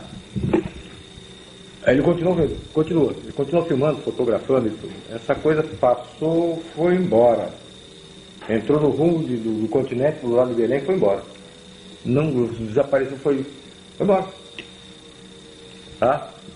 Aí, bom, agora piorou, agora mesmo só sai daqui quando vi mais coisas, porque agora está pintando que pode acontecer mais alguma coisa na frente. Era mais ou menos, isso foi 11 horas, 11 e meia por aí. Tá? No relatório está a hora certa, eu já faz tantos anos, mas era em torno de entre 11 horas e meia-noite. Tá? Nós começamos a conversar, a comentar, pô, mas que troço esquisito, você viu, janelinha? Aí veio a história de detalhamento, pô, mas que tal, parece uma bola de futebol americano, parece, pô, não sei o que, tudo bom. 1h da manhã, entre 1h30, no relatório está preciso isso, ela veio acompanhando a mesma luz, só que não era mais âmbar, né? Era uma luz azul, muito forte. Ela veio acompanhando a lateral, a margem do rio oposta onde nós estávamos. Ela veio acompanhando e a gente vendo, olha ali. Olha lá, veio. Quando chegou na direção da ilha, ela entrou na direção de Belém. Mas estava muito baixo, na altura das árvores, passando a copa das árvores. Mas uma luz muito grande, um troço enorme. Essa foi a situação mais complicada, o caso mais extraordinário que o senhor viu dentro do projeto da Operação Prato? Foi. Ela aproximou, ela entrou para o Belém, depois ela voltou na nossa direção. A gente estava vendo que tinha uma luz lá embaixo, através das árvores, a gente via que aquela luz tinha penetrado pela mata dentro. Mas ela voltava na nossa direção. Ela veio e ficou postada na nossa frente, na outra margem do rio. Sabendo o que vocês queriam. Parou na nossa frente, e depois eu fui, por curiosidade, depois por questão de exatidão do relatório, eu fui medir essa distância, 60 metros. Tá? Ele parou e ficou parado na nossa frente, aquele monstro, um sol azul. Era um brilho muito forte, mas que você podia encarar, você podia ficar fitando. Ela não te machucava a vista. Janelas? Não via nada, só via aquela luz muito forte. Tá? Muito forte, um azul estranho, mas muito alto, muito grande, um sol enorme na nossa frente. Imenso, um troço inacreditável, incrível. E nós ficamos parados olhando, e agora? Aí eu fiquei com medo. Pô, agora está muito perto. Estava do outro lado do rio. É menos do que a distância de gol a gol no campo de futebol. É imenso. Tá? Parado aquela coisa na nossa frente, nós ficamos olhando, ele demorou assim uns 3 minutos, talvez, com essa luz azul, e a gente olhando, e ninguém falava, e filmando, fotografando e tal, e a gente olhava e disse, porra, agora? De repente essa luz azul apagou, pum, rápido, e apareceu o que estava atrás dessa luz, o que estava emitindo essa luz. O objeto Era essa bola de futebol americana que estava em pé na nossa frente. Uma bola de futebol de 100 metros de altura. Tá parada na nossa frente. Não vi janela nenhuma. era um objeto diferente, então. Devia ser o mesmo, mas devia estar com o interior apagado, sei lá, alguma coisa assim. Não dá para, eu não te digo que vi janela. Tá? Vi aquela bola de futebol, aquela coisa na nossa frente. Ficou mais algum tempo. E de repente ela com medo, ficou com medo, e agora? Todo mundo ficou com medo, e agora? Se esse cara vem e carrega a gente, como é que fica? Ninguém sabia o que ia daí para frente, o que ia acontecer. Coronel, o senhor está a falar que esse tipo de ocorrência que o senhor está me descrevendo, que acontece na Amazônia, não é uma coisa comum em muitos lugares do mundo. Não. Não é. Isso é uma coisa extraordinária. Dentro da ufologia, são depoimentos, primeiro, absolutamente qualificados, que foram feitos por várias testemunhas. O objeto é visto por várias testemunhas, todas elas qualificadas, dentro de uma função militar que é justamente ligada a isso. Agora, o que na sua opinião é o objetivo dessas naves? Na sua opinião, essas naves insistiam tanto em aparecer no Nordeste, na Amazônia? Enfim, o que passava pela sua cabeça? O que era isso? Vou te responder uma conclusão minha, pessoal. Essa conclusão eu expus a alguns amigos sérios, porque ufologia eu trato com muita seriedade. Passei a me interessar muito mais depois que a aeronáutica parou, eu continuei interessado no assunto. E para mim é um assunto muito sério. Eu descarto muita coisa de avistamento que eu não vi, não tenho certeza. Então passei a estudar com muito mais seriedade isso. e fui procurar entender. Eu já tinha visto, agora eu queria entender, eu queria tirar conclusões daquilo, tá? Conclusões que eu não podia colocar no relatório, porque eram conclusões minhas de estudar, de procurar entender, que não cabia no relatório, tá? Eu fui oficial, como eu te disse, eu fui oficial de operações de selva, tá? Por isso que vem a minha conclusão. Eu fui oficial de operações de selva e tive muito contato com tribos de índios. E a gente tinha muito cuidado, tinha muita preocupação de não transmitir para os índios alguma doença que tivesse contida em nós, controlada por anticorpos nossos, que eles não tinham, e você pudesse passar para ele uma gripe, um sarampo, uma difteria, alguma coisa dessa natureza, uma tuberculose, porque nós temos esse... É uma tragédia isso. Nós temos isso dentro do nosso corpo, mas controlado. Nós temos... essas coisas existem no nosso organismo, mas o nosso organismo tem defesa, e eles não tinham. E eu tinha muita preocupação de que, involuntariamente, mas mesmo cumprindo a missão, eu tivesse transmitido isso para os índios. Felizmente nunca houve um caso desse, eu não me lembro de ter involuntariamente danificado algum índio dessa forma. Essa era uma preocupação minha, E eu fui concluir uma outra coisa com respeito a o porquê que eles estão fazendo isso. Se eu fosse eles, eu me coloquei no lugar deles. E eu precisasse de um aparecimento aberto, franco, direto. O que eu teria que fazer? Eu teria que me proteger. Eu como eles, teria que me proteger. Me proteger como? Sabendo o que você, Jevaé, você, Petit, você porta dentro do seu organismo que possam danificar o meu. Entende? Eu só podia fazer essa defesa minha se eu tivesse uma amostra do seu sangue, uma amostra do seu tecido. E não foi difícil eu imaginar que eles estivessem fazendo nessas coisas que viraram até como chacota, viraram chupa-chupa, que eles estivessem fazendo coleta de material, que eles estivessem coletando sangue para ver o que estava contido naquele sangue que pudesse danificá-los num contato necessário futuro. Certo? Então, e não só o sangue, como também material, células. Eu não sei o que essa luz com alta energia, o que ela podia fazer, se ela podia transportar esse material também. Partículas do corpo, pedaços do corpo, tá? Que pudesse ser mais tarde analisado por eles. Ou talvez até hoje está em moda esse negócio de clonagem. Uma partícula que tivesse DNA que eles pudessem fazer uma repetição. Isso já é recente. Na época eu não pensei nada disso. Tá? Mas pensei que eles estivessem coletando material para se defender, num contato que tivesse necessidade de fazer um contato próximo e que pudesse ser danificado por alguma Agora, a população da região ribeirinha, imaginava como uma agressão a intervenção deles, né? Claro, eles se imaginavam como se você estivesse sendo atacado por algum ser maldoso, assim, tipo um vampiro, um morcego, uma coisa dessa, Eles que tivesse pensavam em para coisas do danificar. mundo? Não, pensavam que eram chupa-chupa, que eram coisas que vinham de fora, de outro planeta, e já estão vendo, eles viram formas, viram luz, eles viram formas antes de mim. Eles viram as naves antes de mim, eu passei muito tempo para ver. A população ribeirinha dessas regiões chegou a se armar para se defender desse tipo de fenômeno? Eles usavam foguete, andavam armados, eles andavam com arma, essas espingardas de cartucho, espingarda de caça, eles usavam sim, atiravam até. Vocês documentaram isso através da Operação Prata? Foi relatado isso, eles andavam armados, alguns até atiravam, e outros diziam, não faça isso, porque não, o próprio padre dizia, não há finalidade nisso aí. Você nunca vai fazer nada.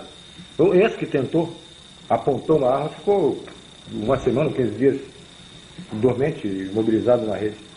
Coronel, essa experiência que o senhor acabou de descrever, teve alguma influência, alguma alteração na sua vida, na sua forma de pensar o mundo?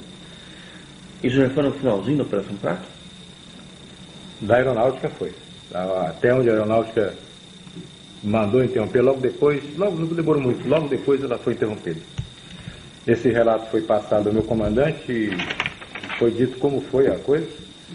Depois o filme foi revelado e foi visto no auditório, cine, auditório do QG. Vários oficiais viram. Nós tiramos... Qual foi a opinião deles? Não tinha dúvida. Uma coisa interessante é que nós tiramos de step by step do filme passado devagarinho, tá? Essa forma em pé, isso nós não tínhamos visto, não deu para ver, nós não tivemos noção disso. Nós só vimos ver depois da impressão da emoção fotográfica. Essa coisa tinha no alto, no topo, uma porta de avião, um Boeing, uma porta aberta, não vi ser nenhum dentro. Na fotografia não aparece ser nenhum dentro, mas aparece um facho de luz na nossa direção, para o barco onde nós estávamos. Dessa porta, alguém focando alguma coisa na nossa direção. Tá? Mas isso a gente não viu. Eu não sei se na ocasião em que estava com essa luminosidade azul muito forte, que a gente não via que tinha uma forma dentro, só viu aquela bola azul enorme. Perfeito. Agora, com uma declaração desse nível, uma coisa extraordinária como essa, já no 3 ou 4 meses de trabalho na Operação Prato, por que o Comar, por que a Aeronáutica foi então desativar o projeto? Olha, eu te digo que talvez tenha sido por o que eu já disse em outra oportunidade. São perguntas que se faz. Cada vez que você responde, eles querem mais. A população, o mundo, quer mais. São perguntas que você não pode responder. Quem são? Ninguém pode responder. Talvez quem esteja mais avançado nisso é o americano. O russo, talvez. Quem são? Não tem resposta. Da onde vem? Não tem resposta. O que eles querem? Também não tem resposta. Essas 3 perguntas que vão ser feitas, que ninguém pode responder e que esvazia o assunto, desmoraliza até a instituição, a Força Aérea, o governo brasileiro. Mesmo assim, não compensaria a Força Aérea manter o projeto em busca dessas 3 ou outras respostas? Não compensaria manter? Por que fechar o projeto? Se eu fosse o comandante, se eu tivesse mando, eu continuaria. Eu obedecia. Eu obedeci mandar parar. Como é que foi essa ordem? Chegou e olha, mandou parar? Cancelada a operação. Tá bom, satisfeito, cancelada a operação. Você bateu continência, acabou, tá certo? Acabou. Para a aeronáutica, para mim continuou. Você continuou fazendo vigília? Também. Mas aí já fim de semana, quando eu podia. Essa conclusão sobre a coleta de material, fazer um antídoto, uma vacina, uma solução sorológica que inibisse qualquer incidência de qualquer moléstia no corpo desses alienígenas, a partir do sangue ou do material colhido do corpo humano, tá? Ela foi, numa ocasião, foi exposta quando eu visitei o Rafael Semperi em São Paulo. Depois de uma longa conversa, a minha opinião foi colocada para o Rafael Semperi. E o Rafael me disse, olha, essa foi a explicação mais lógica que eu ouvi a respeito desse chupa-chupa. Eu concordo.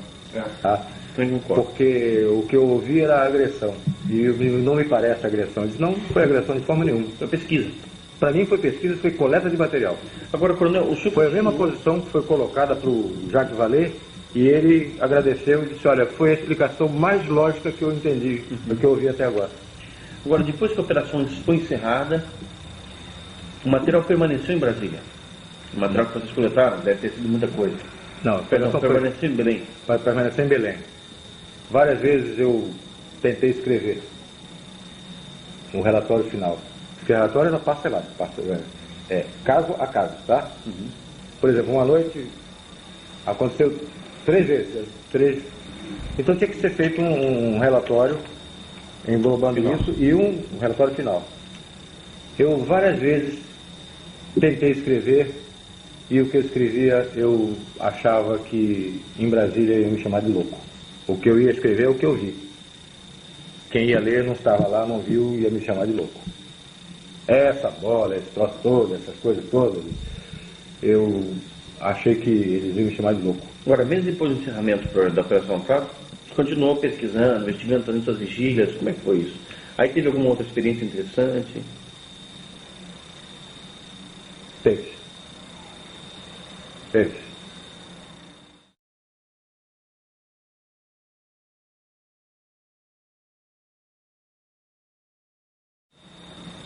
Eu uma vez estava em casa, eu nunca relatei isso não. Estou abrindo para você em altíssima confiança pela tua seriedade. Podemos publicar? Pode. Não repetir. Nunca falei isso para ninguém que autorizasse publicar. Tá? Estou te falando agora. Já estou com 60, daqui a pouco estou com 70. Se chegar lá, se me desaparecer antes. Tá? Eu estava em casa, tinha recebido uns livros do Bob Pratt, que eu pedi ao Bob Pratt, que eu estava querendo estudar mais isso, queria entender mais. Vamos fazer um parênteses. O Bob Pratt o visitou durante a Operação Prato? Logo no início. Da Operação Prato? Logo no início da Operação Querendo Prato. informações? Queria conversar comigo. O que ele perguntava? E qual era o interesse dele? Ele queria saber sobre o que tinha ocorrido, porque ele tinha estado na Ilha dos Caranguejos. E eu nem sabia da existência da Ilha dos Caranguejos, do que tinha ocorrido lá. Depois eu mandei verificar o que foi. E que outros ufólogos procuraram para saber a respeito disso, nacionais e internacionais? Mark Berezovsky, General Shoa,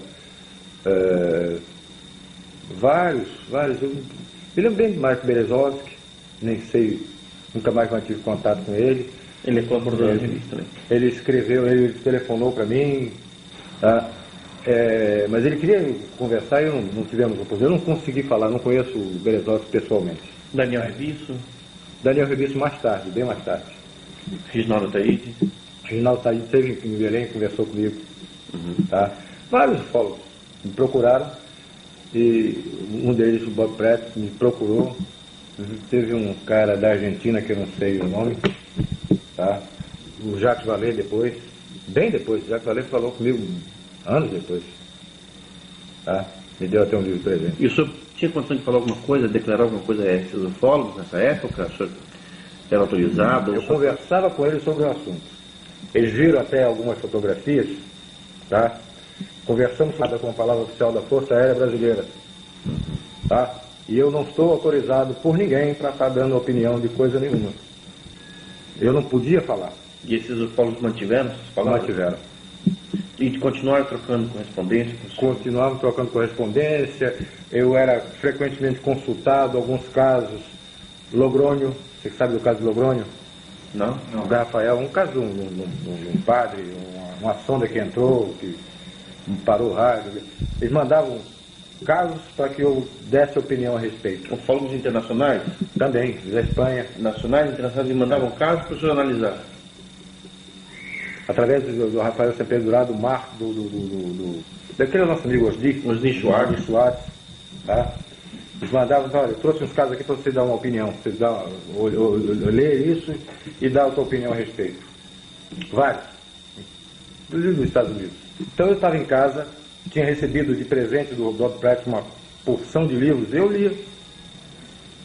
Esses livros procuravam me aprofundar mais em ufologia, em humanoides, aparecimentos, abduções e outras coisas. Eu fui me munindo de mais conhecimento sobre ufologia. Eu estava interessado, já não tinha mais na Força Aérea. Era assunto meu. E um dia eu tinha colocado numa estante, morava na Vila Militar, bem distante da rodovia. Esse detalhe é importante porque não tinha trepidação de carro.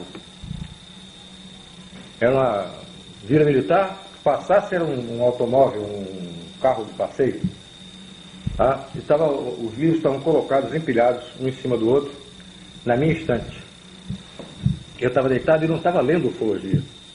Nesse dia eu estava lendo um outro livro, de Rosa Cruz ou maçonaria, eu não me lembro, era, mas um livro que não tinha nada a ver com ufologia. E minha filha, essa que está aqui em casa, ela está aqui, ela era pequenininha, estava lendo uma revistinha de criança, da minha cabeceira. Eu estava deitado na cama lendo, e ela estava sentada na minha cabeceira, no chão, e se deslocaram, como se tivesse sido pegados assim a pilha, e se deslocaram e caíram no chão. Inteiros, a pilha inteira, empilhados. Transportados verticalmente, empilhados até o chão. Como se tivesse uma mão embaixo e outra em cima. Isso. Como se pegasse a pilha assim e fizesse isso, foi até o chão. Quando eles bateram no chão, claro que a pilha desmontou. Mas não caíram os livros, eles vieram empilhados até o chão. Bateram no chão e minha filha se assustou. Lá ela, que está aqui. Ela se assustou. Mas, pai, que engraçado. Ela até a expressão de criança, pai, que engraçado. Como é que o livro caiu? Nessa mesma altura do acontecimento, minha mulher estava embaixo, preparando uma madeira das crianças. Eles mamaram até muitos anos. Tá? Ela estava embaixo preparando uma madeira deles. A mesma coisa aconteceu lá embaixo, só que com uma bandeja onde tinham copos e talheres. A bandeja saiu, minha mulher sozinha lá embaixo. A bandeja saiu voando da pia, voou pela cozinha e caiu. Pum! Não quebrou um copo, mas fez barulho. Eu ouvi aquele barulho de louça caindo e me levantei. Antes disso, eu tinha até brincado. Quando ocorreu, logo que caiu essa pilha, foi logo depois que aconteceu esse troço lá embaixo. Eu até brinquei. Peguei os livros, botei no lugar, peguei a pilha de livro, botei no lugar, para não assustar minha filha. Eu até brinquei. Vocês estão querendo que eu leia, eu vou pegar um livro aí, vou ler. Abri um livro com uma página qualquer e fui ler. Logo que eu estou abrindo o livro, aconteceu isso lá embaixo, na minha casa. A bandeja saiu voando e caiu.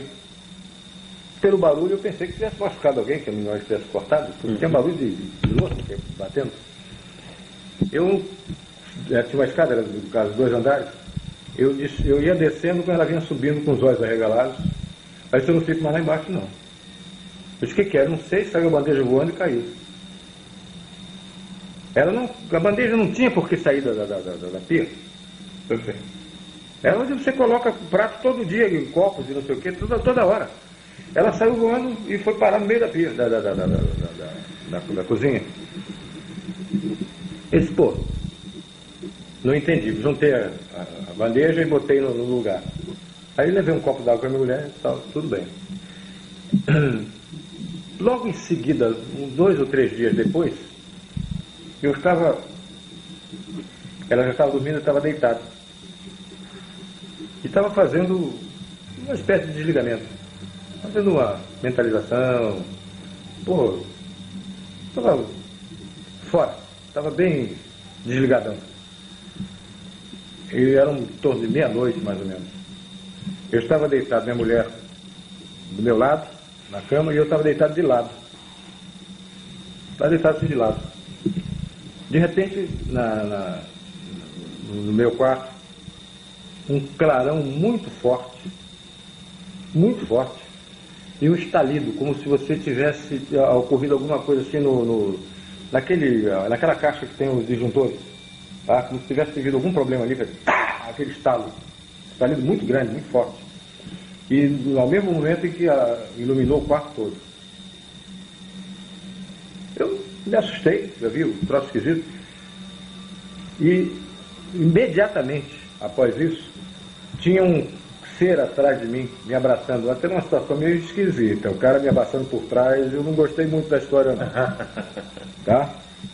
E tinha um outro na minha cabeceira. Tinha 1,5 metro, mais ou menos, tipo, vestido com uma roupa parecida com essa roupa de astronauta, essa roupa de mergulho. Volante, neoprene. Então era meio fofo. Não é colado assim, não. Era um troço que, por exemplo, uma pessoa magra parece gorda né, naquela roupa.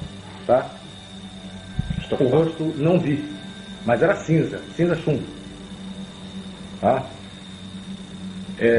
Tinha uma máscara como se fosse de mergulho, mas o rosto não dá para te detalhar. Não vi olho, forma de olho, não vi.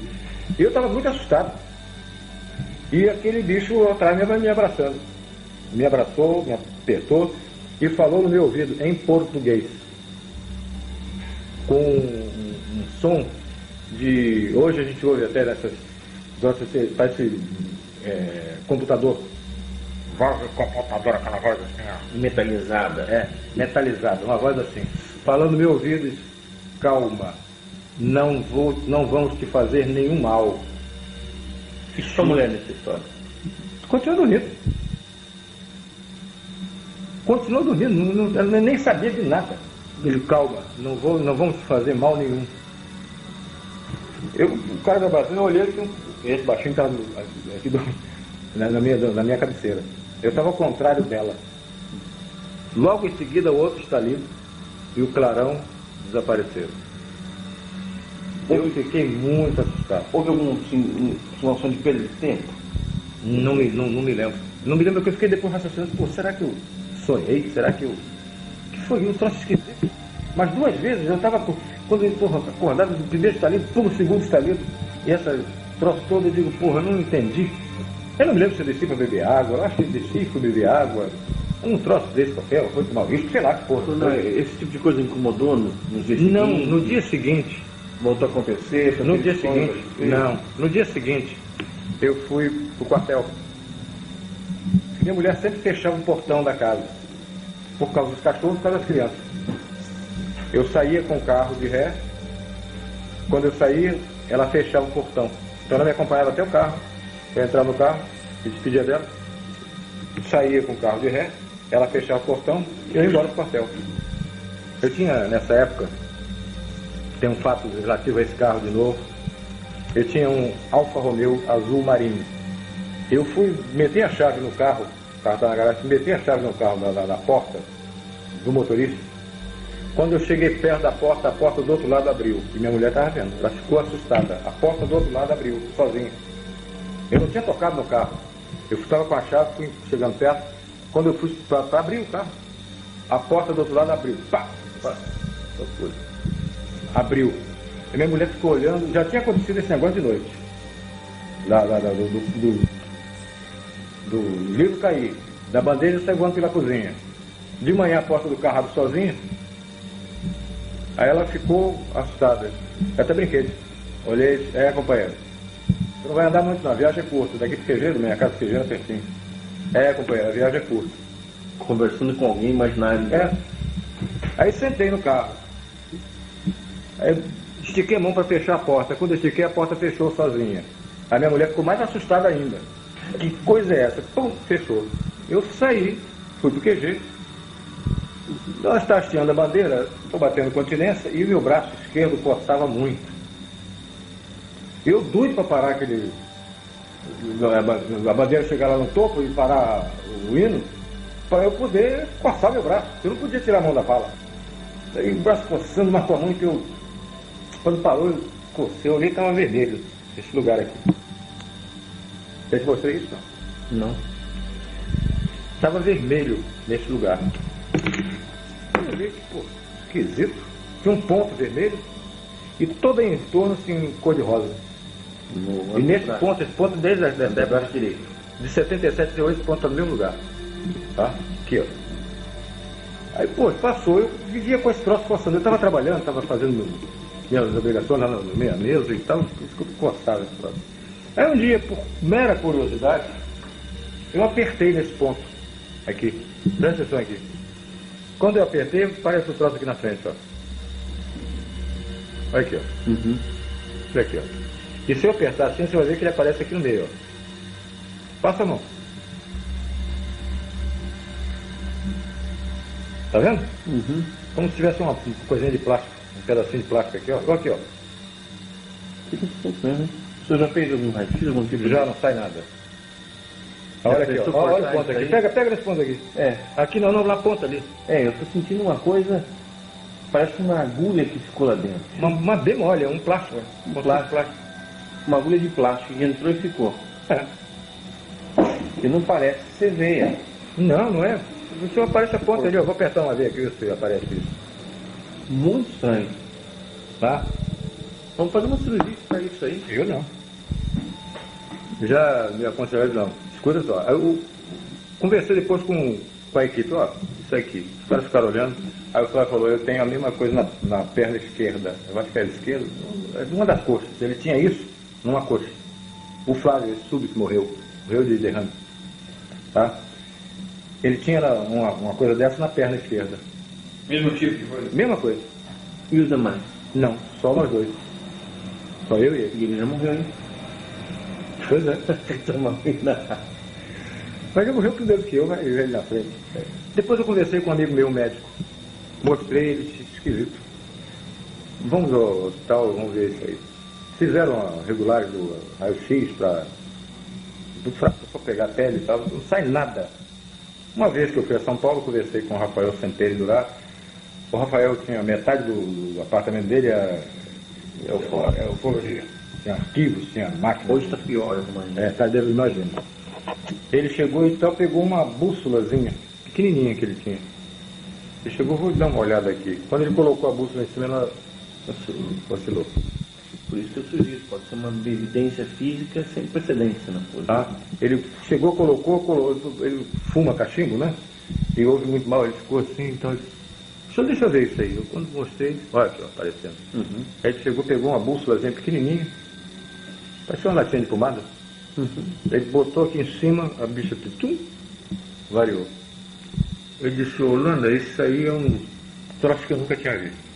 Conversei com o médico, mandou eu fazer a pesquisa radiológica, isso aí não aparece nada. Aí eu conversei, falei até com o Rafael, eu vou mandar abrir a pele aqui e ver o que é. Rapaz, se eu fosse você, não faria não. Deixa como está. Está te prejudicando? Não. Te incomoda? Não. Hoje não importa mais. Eu já sugeri diferente, que tirasse isso aí. Não, deixa como está. O senhor entende que o governo brasileiro continua fazendo pesquisas ufológicas, seja na Amazônia, seja em algum outro lugar, a respeito desse fenômeno? Pesquisa como determinação, como programa, não. Não acredito. Não tenho nenhuma informação a respeito. Primeiro porque eu estou fora. Estou na reserva. Tenho muito pouco contato, a não ser financeiro, com o Ministério da Aeronáutica. Tá? Tenho amigos lá, mas eu nunca ouvi falar disso. Que tivesse um programa, numa eventualidade, ocorrer um fato, o Ministério vai investigar. Como investigou o caso dos F-5, aqueles que saíram atrás. Tá? Mas como programa, eu não acredito. Não tenho conhecimento. Mas o senhor acha que deveria, então, haver um programa desse tipo mantido pelo governo brasileiro de pesquisa? A minha opinião pessoal, eu acho que sim. Se eu fosse comandante, se eu fosse mando na Força Aérea Brasileira, eu faria sim. Eu já tenho minhas razões pessoais. Mas mesmo que eu não as tivesse, se eu fosse comandante, eu mandaria sim.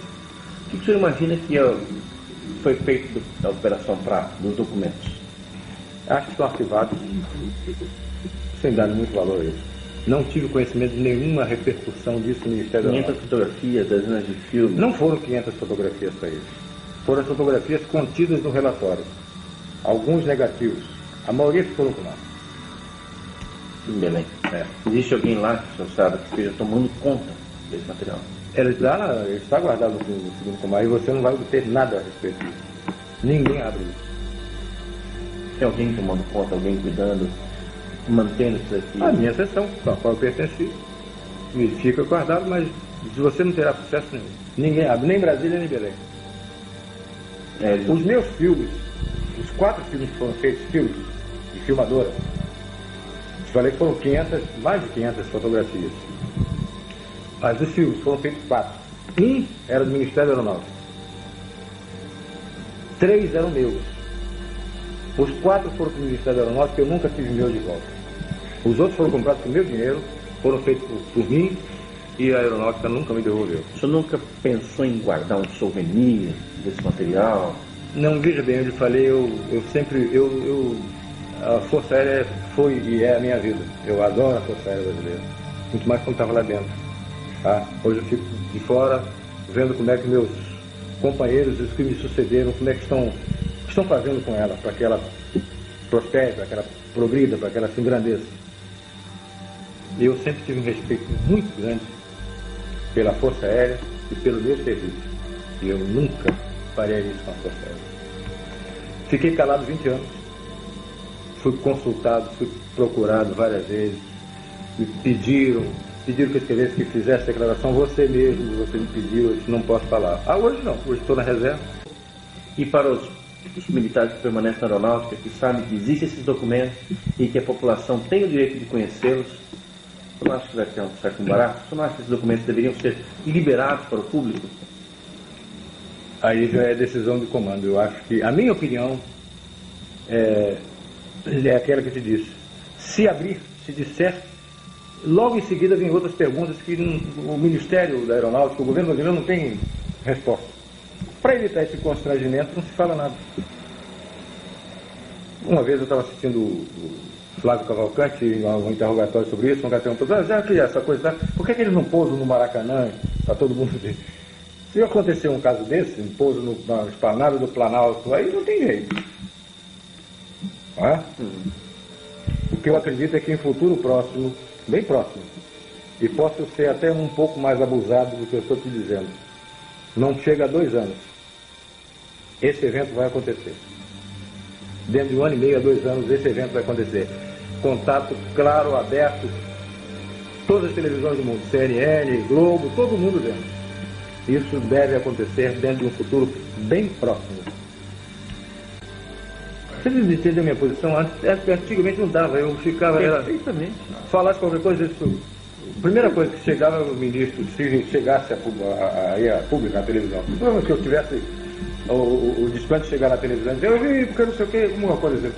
O ministro chegava na televisão e disse, o coronel não está, o capitão não está autorizado a falar, não há nenhum crédito da Força Aérea a esse assunto, e eu ficava numa situação muito de babaca, essa história toda. Bom, o capitão não está autorizado, não tem nenhum valor a declaração dele. Hoje eu sou da reserva, eu sou... Vou falar o que quiser. Pode me prender que eu estou morrendo de rir.